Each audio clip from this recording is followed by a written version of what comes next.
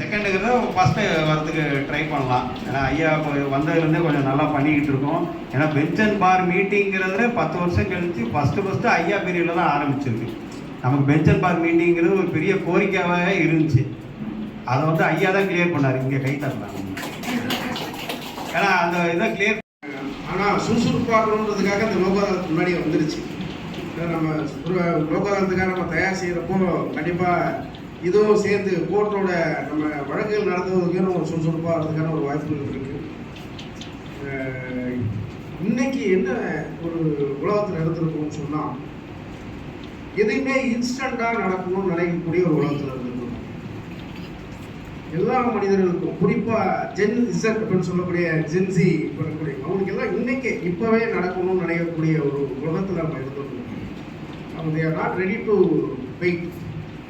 காத்திருப்பதற்கு அவங்க தயாரில்லை. ஆனால் நம்ம கொள்கைக்கும் நம்மளுடைய நடைமுறைக்கும் அவங்களுடைய எதிர்பார்ப்புக்கும் நேர் எதிராக இன்னைக்கு இருந்துக்கிட்டு அவங்க காஃபி வேணும்னு நினச்சா அடுத்த நிமிஷம் ஆர்டர் போட்டு ஜொமேட்டோலேயே ஏதோ ஒன்று ஆர்டர் போட்டு காஃபி வந்து கையில் நிற்கும். இன்னொன்று ஹோம் டெலிவரி வேணும். அவங்க இருக்கிற இடத்துல அது வேணும்.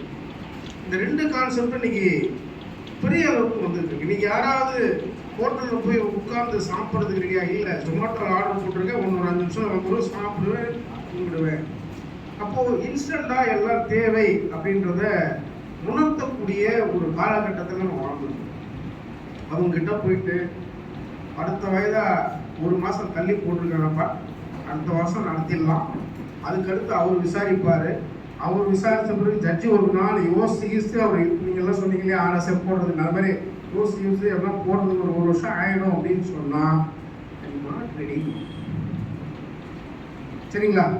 அப்போ இந்த கால போக்கை நாம் ஏற்றுக்கொள்ளவில்லை என்றால் நம்மை அவன் புறக்கணித்து விடுவான். ஒரு நல்ல எக்ஸாம்பிள் நம்ம எலெக்ஷன் இல்லையா?